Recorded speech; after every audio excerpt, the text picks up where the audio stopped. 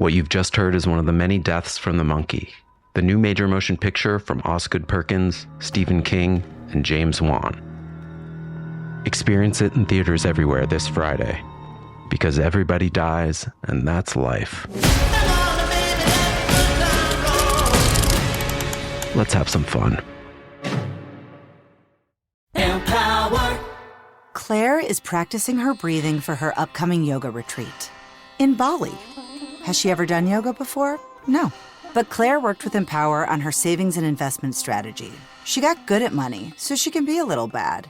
Empower. Invest well, live a little. Join our 19 million customers today at empower.com. Past performance is not indicative of future returns. Investing involves risks. You may lose money. Advisory services are provided for a fee by Empower Advisor Group, LLC, EAG, a registered investment advisor with the Securities and Exchange Commission. Om Namaste. Hey everyone, and welcome back to Big Mad True Crime, where we get big mad over true crime. I'm your host, Heather Ashley, and today's case is out of Pekin, Illinois. Small talk sucks, so let's dive in.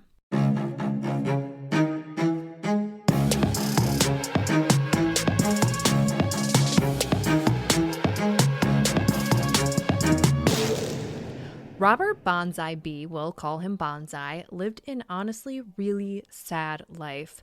His mother, Lisa, struggled with addiction among a slew of other unfavorable behaviors, and frankly, his entire short upbringing was enough to write a book about. There were reports of drugs and prostitution in and out of his little 400-square-foot home, and the home itself was disgusting. It was a hoarder situation where the shower was unusable, the toilet looked like it was clogged with feces to the point where it too was inoperable. There were piles and piles of garbage, starting from when you open the front door to the bedrooms, the kitchen, the hallway, and the bathroom. And remember, this house was about half the size of your average apartment, so it's not like there was a ton of room to exist anyways. The animals used the house as their backyard/litter box. There was poop and pee everywhere. It smelled horrible. You couldn't lay in the beds. You couldn't even see one of them. And when there wasn't enough room in the house for the garbage, it spilled out onto the front yard, which was always littered with different debris, whether it was literal trash or furniture. And while I'd love to say that Bonzai's home life was the only part of his life that was in disarray, it seemed to overflow into just about every other aspect of his life, including school, behavior, and friends. He didn't like school. He was bullied. He had a front adult tooth that had rotted almost to the gum line. He wasn't a fan of authority. There wasn't much of it at home, so respecting it at school wasn't his top priority, so a lot of the times he just didn't go. In Pekin, you have to attend 90% of your school days, or a truancy officer will be called, and the truancy officers knew Bonzai and his mother well. With every citation came a fine, and the fines just kept adding up, which had to be frustrating to his mother, considering she was unemployed, but alas, she was fighting her own demons. Oftentimes, Robert would call his sister Stephanie, who was actually older than his mom. She was his sister from his dad's side of the family, but anyways, he would call her and beg her to come get him out of there, and she would. At one point, it looks like he stayed with her for a good 6 months before going back home to Lisa. Ashes to Ash TV reports that she told CPS she wouldn't let him go back home until his home life changed, meaning the physical home and the parenting. But Lisa followed the reunification guidelines, took some parenting classes, and in the end, he went back home to his mother. Bonzai wasn't happy, though. He was away from the house as much as possible, staying with one friend or another, and I'm talking all the time, including school nights. And most of his friends were much older than he was. I'm talking juniors and seniors in high school while he was still in middle school. When he couldn't find a friend to stay with, it wasn't uncommon for him to ride his bike 10 to 15 miles away to the nursing home his dad was a patient at. And they'd actually allowed him to stay overnight there at times, knowing the situation he was dealing with at home. His father was in his 60s and really sick. He was blind and on dialysis and needed round-the-clock care. He was still legally Lisa's husband, but otherwise they weren't a couple at all. Lisa, in fact, had a boyfriend. In early November of 2016, CPS was called for the umpteenth time, and when they came out to Bonzai's house, they were appalled at what they saw. They told Lisa that she had to get the house deep cleaned and organized if she wanted to continue living there with her son. And she did. Ashes to Ashes says that a neighbor let them move in while she got it done, and by November 14th, 2016, the two of them were back in their tiny 400-square-foot home on Sapp Street. On the 16th, a school night, Bonzai spent the night at his friend Chris's house. The next morning, it's a little blurry, but his mom says he walked to the bus stop and tried sneaking a soda onto the bus under his shirt, which spilled and got him wet. And she says that the bus driver told him that he couldn't get on the bus with a wet shirt, so a friend walked him back to Chris's house. Now, I'm not sure why his friend would have walked him back to Chris's house and not have gotten on the bus himself, or why he didn't just go back to Bonzai's house, but Lisa says she called Chris's house and told him not to leave until she got there. But this kind of conflicts with the truancy officer's reports. According to those, they came to Lisa's house around 11 a.m. that morning to serve a citation and take him to school. But Bonzai didn't want to go. He got into an argument with the officer and booked it on his bike. The officer tried catching up to him, but he couldn't. Eventually, he did come home, though. According to Lisa, he asked to stay with Chris for a second night in a row, and even though he had changed his story and said he hadn't gone to school simply because he didn't want to, she allowed him to spend the night there again on one condition, that he promised to go to school the next morning.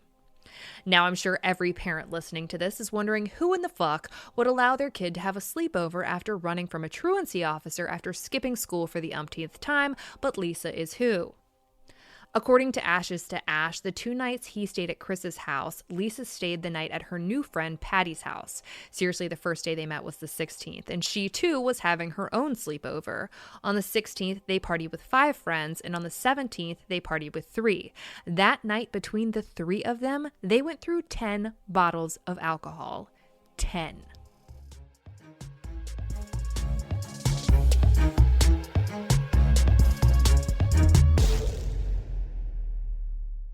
Faraday presenta Ojos con Alergia y Picazón contra el jardinero. Y el ganador es Faraday Extra Fuerte. Para aliviar la picazón de los ojos por alergia, actúa más rápido y supera a Claritin y Flonase aún a las 24 horas. Faraday, adelante.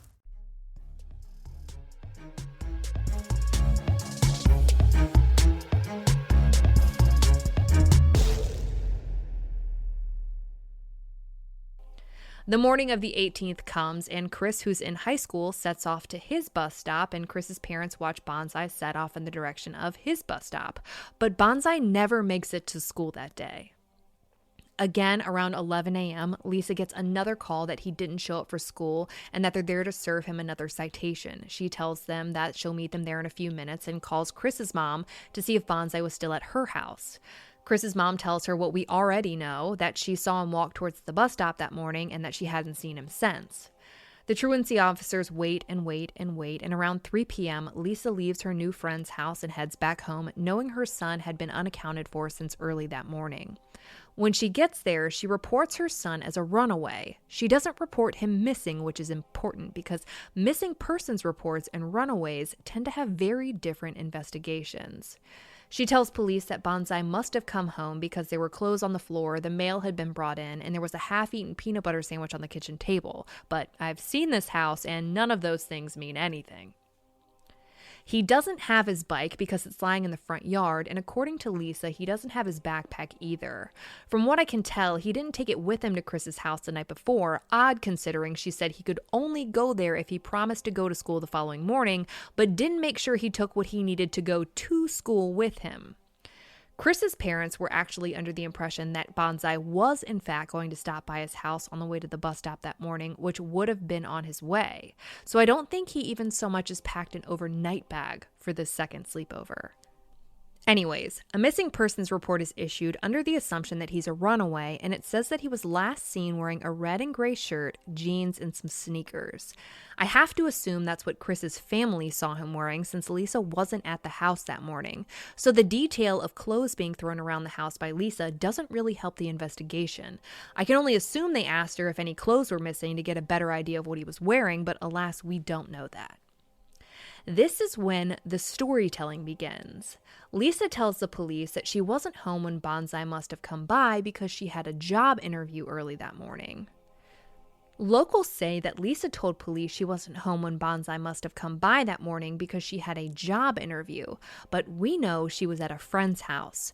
No one has ever been able to prove whether or not she actually went to a job interview that day. She also started telling people that Bonzai was last seen at his bus stop by his friend Chris, who walked him there, and that when the bus got there, Bonzai didn't get on. But Chris doesn't go to that bus stop. He doesn't even go to the same school as Bonzai. Why make this up when the truth, or what we can only imagine to be the truth, is that he was last seen walking in the direction of his bus stop, which also doubled as the direction of his house, and that's the last time anyone saw him. This doesn't sit well with anyone, especially anyone who knew anything about Lisa at all. Bonzai doesn't come home that night or the night of the 19th, and by the 20th, the community is ready to do something about it. They organize a search starting at Chris's house and fanning out. Lisa shows up with some of her friends, and they all head out to look for her son. The media shows up and interviews Lisa, and the interview doesn't help the public's perception of her. She didn't seem to be as concerned as everyone would expect a mother to be when her child is missing. More searches are held, but Lisa doesn't attend any of them, her excuse being that she wants to be home in case he comes back. And while that's not totally invalid, there were always friends with her that would have been there if he did show up. People wonder how a mother can just sit around and wait, not knowing where her child is. The nights were freezing, literally. Bonzai had no coat and no phone. It had been taken away a few months prior to him going missing, so he had no way of contacting anyone, even if he wanted to. CI Proud reports that volunteers continue to search parks he was known to hang out at, and police talk to the few friends Lisa seems to know about, but Bonzai isn't at any of their houses. They check with immediate family to see if maybe he'd run away to their houses or if he'd gone to stay with his father again, but no. He wasn't anywhere. No one had heard from him, and there were absolutely no signs of him. There are potential sightings of him everywhere, though, including one reported by a bow hunter whom Ashes to Ash reports is absolutely sure he saw Bonzai along the train tracks about 2 miles from his house 5 days after he was reported missing. But the bow hunter was told that it wasn't him, even though it doesn't seem like anyone really checked out that lead. More than anything, it felt like his potential sighting was being dismissed. Thanksgiving rolls around and the community has this big parade where there's free food and hot chocolate, and everyone, and I mean the entire community here, hopes that maybe Bonzai will show up to get something to eat. Parade goers keep an eye out and pass out flyers with his face on them, hoping that someone in the crowd might spot him, but no one does. I want to take a second to put emphasis on just how much the community came together for Bonzai here. Everyone seemed to find out pretty quickly just how much love he likely didn't have on a day-to-day basis, and wanted to make sure he had no doubt that he was in fact loved and that he did have a place to go if he did in fact run away. His sister Stephanie made a point to post to her Facebook that if he came home, she would get him, that he could show up at any point in time, no questions asked, that she had promised to protect him and she intended to do so. Time continues to tick by, and everyone is starting to wonder why the police don't seem to be taking Bonzai's disappearance as seriously as they are. They aren't seeing big police searches or any large police presence. They're not seeing canines or anything. So far, all the searching seems to be organized by members within the community, and while they don't plan on stopping, they're wondering why they're not getting more professional help. On November 29th, the police give a little insight. They say that while they are concerned that he's reached out to 0 people since he was last seen, they have no evidence that an abduction took place and therefore have no reason to do a bigger search for him. What the fuck? This is followed up by a request from the police department on December 1st asking the public to stop doing their searches because they worry that untrained people may inadvertently compromise evidence, which seems hard to do when the only people who seem to be doing the searching are the untrained ones. What's the evidence even worth if it's never looked for? For what it's worth, authorities do say that they're still receiving multiple tips a day, sending officers out to investigate, and then meeting to regroup before the next tip is addressed, comforting if true. On December 10th, the Pekin Times reports that police are finally doing a controlled search in the woods off of Manitou Blacktop after receiving a tip. These woods are about 4.5 miles from his house on Sapp Street, down Route 29 and Powerton Road, but nothing seems to come from it, and no one really gets any news about what exactly this tip inferred, just that there have still been no confirmed sightings of Robert since November 18th. It's been almost a month now, and the search by police was within a 5-mile radius of his home.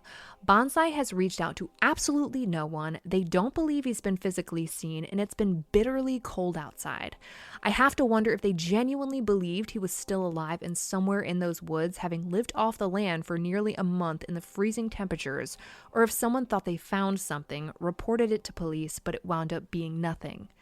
Either way, he is still classified as a runaway, which blows my mind.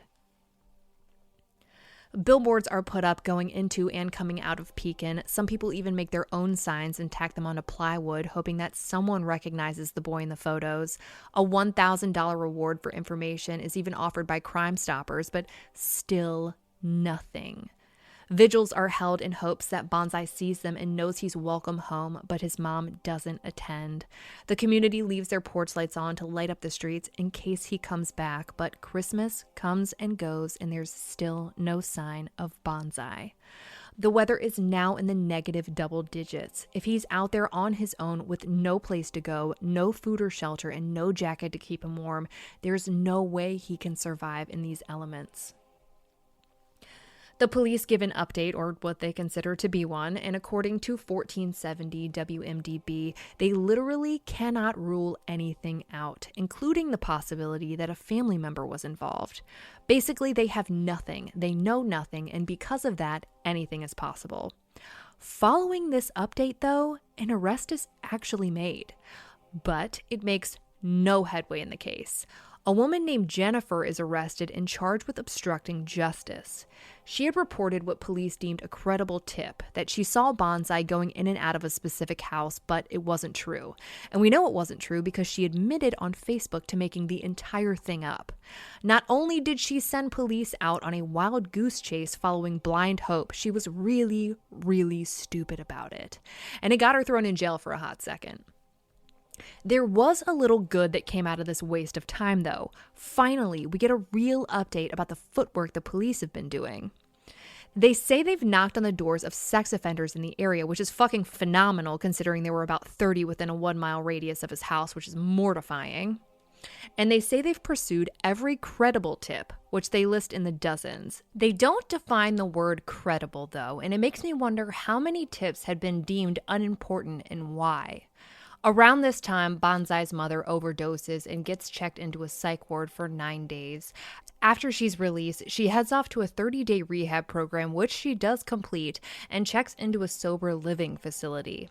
This is likely why she missed her truancy hearing that she had scheduled for January 3rd. Stephanie, Bonzai's sister, showed up, but Lisa was a no-show and was fined $386 because of it.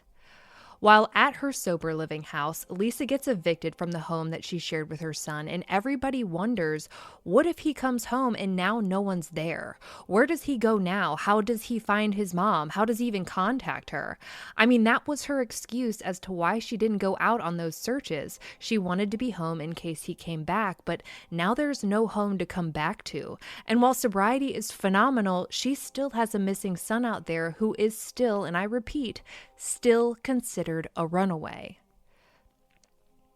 While the eviction seems like a huge blow, for the police it's a win. Now they don't need Lisa's permission to go inside, and when they do, it's just as much a disaster as it ever was before. The clothes, the food, the junk piled from the floor to the ceiling. There's a chair and a lamp on what looks like it would have been Bonzai's bed. Lisa's bed, frankly, cannot be slept in. It's just a makeshift shelf of shit that reaches halfway to the ceiling. The toilet is disgusting, and there's no way you could ever flush it. The house is uninhabitable, and the front yard isn't much better. There's some furniture out front, a bed frame laying against the house, trash cans toppled over on the yard, and Bonzai's bike is still out there, seeming to have never been touched, just wasting away in the elements of winter.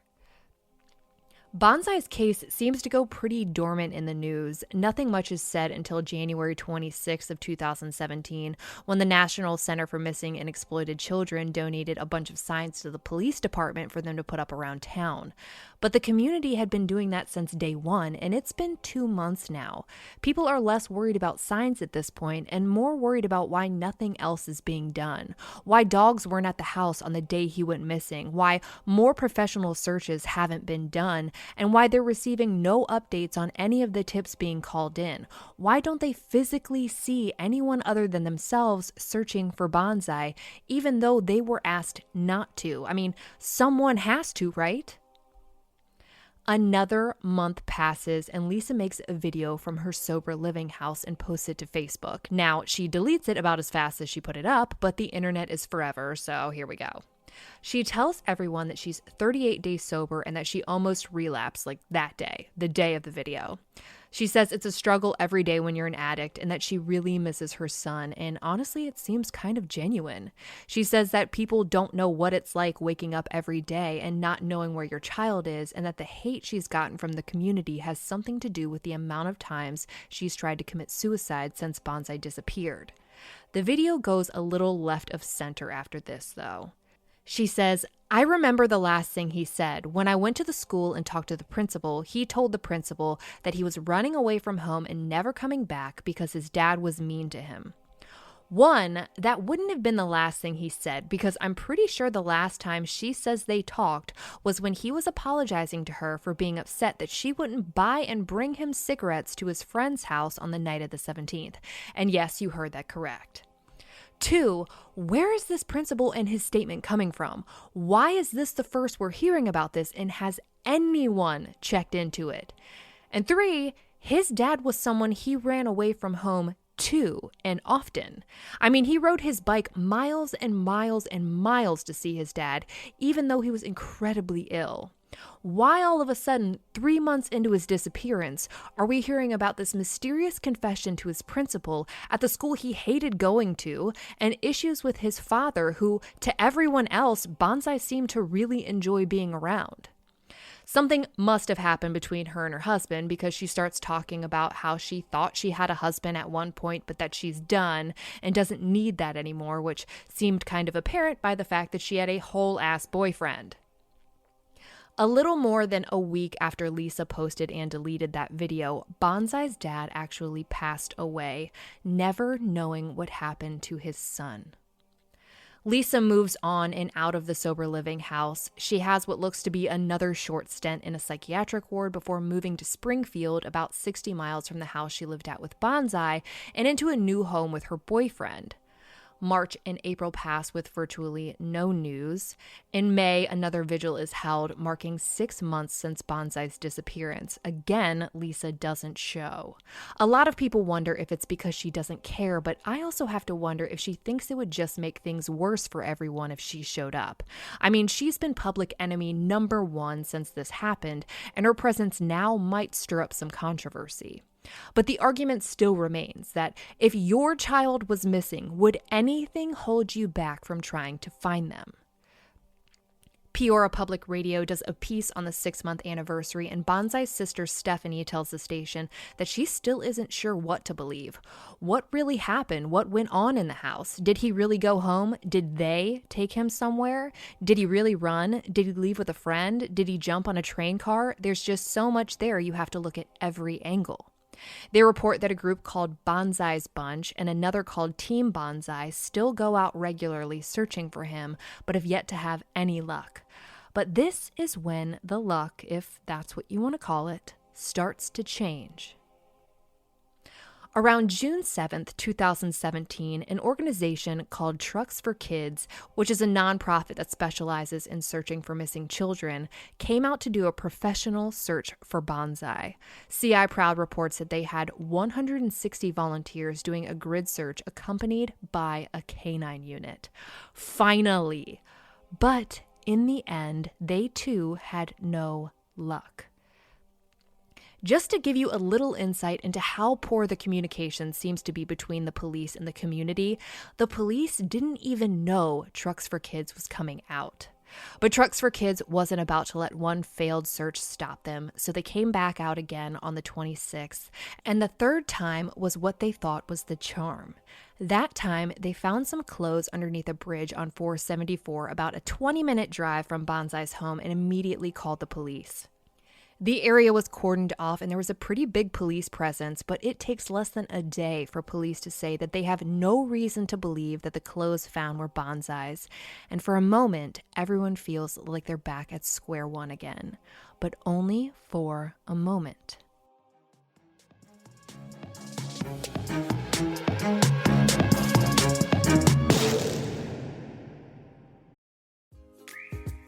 Children's Dimetapp knows the sick day struggle is real. But it doesn't have to be. When sickness strikes, Children's Dimetapp works safely and quickly to relieve cough and other cold symptoms. And your kiddos won't run from its yuck-free sweet grape flavor. Trusted by parents for over 50 years. Children's Dimetapp, your stress-less sick day solution. Use as directed.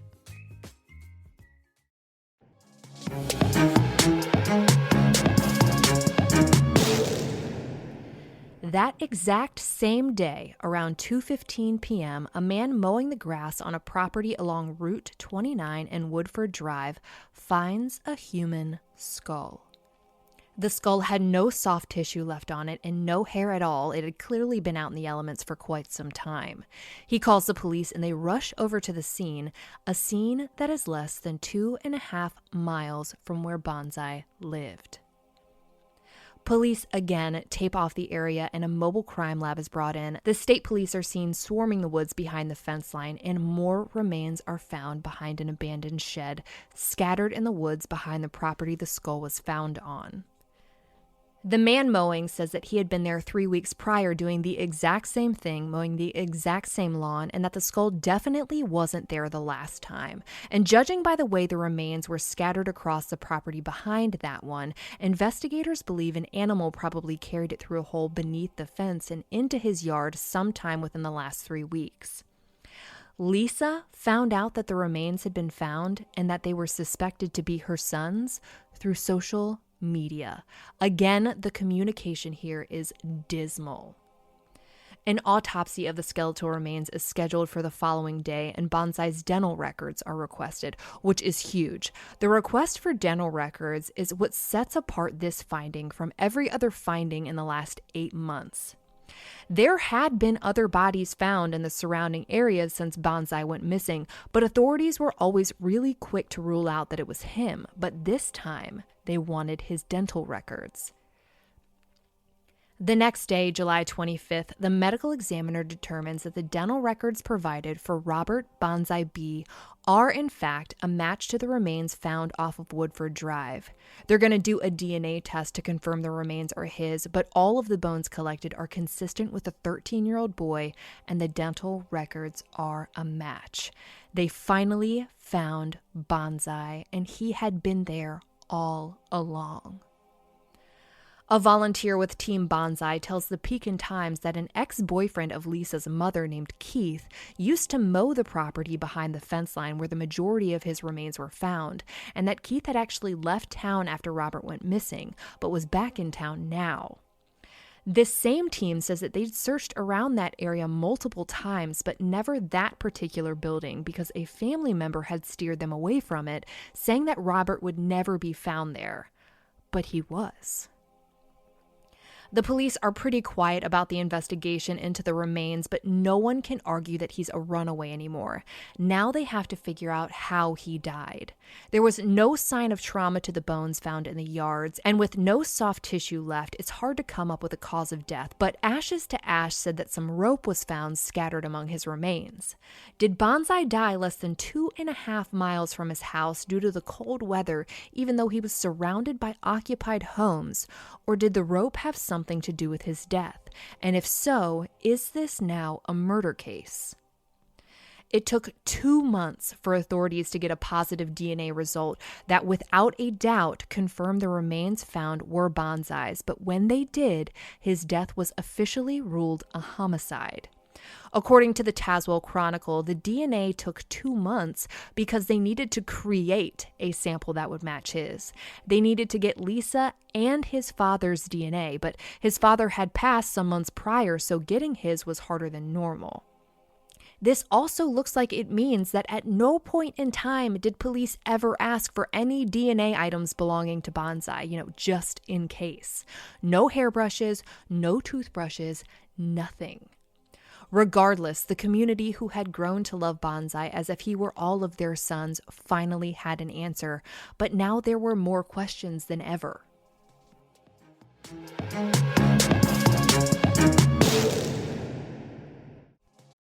You found your person. Now let the Knot help you with everything else. The Knot connects you to the wedding inspo, vendors, venues, and planning tools you need to make your day totally you.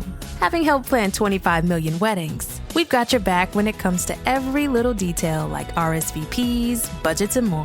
Because your wedding comes to life with the connections that matter the most. Get started at theknot.com/audio. The Knot. Let's plan your wedding together.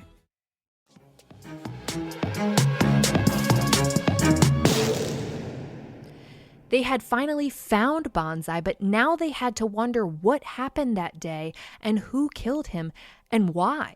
The police had told them that there was no reason to believe anyone was in danger when Bonzai first went missing, but this entire time a child killer had been on the loose. A memorial service is held for him on October 14th, which is paid for by an anonymous donor. His funeral was just a month shy of the day he disappeared, but Bonzai wasn't there. The police have kept his remains in evidence, still working on a cause of death for him. This has been listed as a homicide without a cause of death. So what evidence did they find, or have they found, that made them classify the boy they forever deemed a runaway as a victim of a homicide? All the sheriff's department has said is that it's safe to assume foul play was involved. To this day, there have been no named suspects or even persons of interest, and the PJ Star quotes the department as saying they won't speculate publicly and can't afford to do so professionally. It's an investigation into his death and what caused it.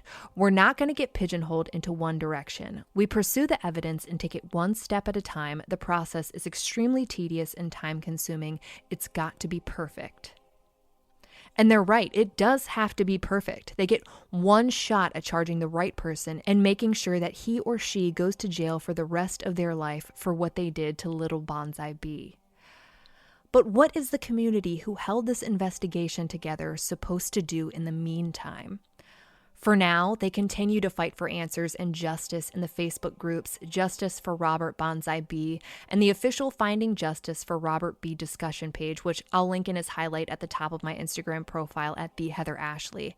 Ashes to Ash TV also did a phenomenal docuseries on this case, which is on YouTube, and I highly recommend anyone interested in Robert's case go watch it. I'll also be linking that for you. For now, all we can do is wait and hope that the department investigating Bonzai's homicide brings justice to this little boy who never seemed to have been given a fair shot. For all photos and maps pertaining to this case, check out Bonzai's highlight at the top of my Instagram profile at @TheHeatherAshley. And join me there tonight at 9 p.m. Eastern, where you go live with me and we talk about the mystery that is still this case. Special shout out to Lindsay Ann, who helped with an incredible amount of research for this case. If you like your podcast ad-free, head over to our Patreon at patreon.com/BigMadTrueCrime, where for just $1 a month, your episodes are totally ad-free. If you need more episodes in your life, for just $5 a month, you get a bonus episode on the first Monday of every month. All your episodes are ad-free, and you'll also receive a forever discount code for all Big Mad True Crime merch. And of course, anytime you sign up, you get instant access to all previous bonus episodes. I'll be bringing you a brand new case a week from today, and I cannot wait. But until then, we out.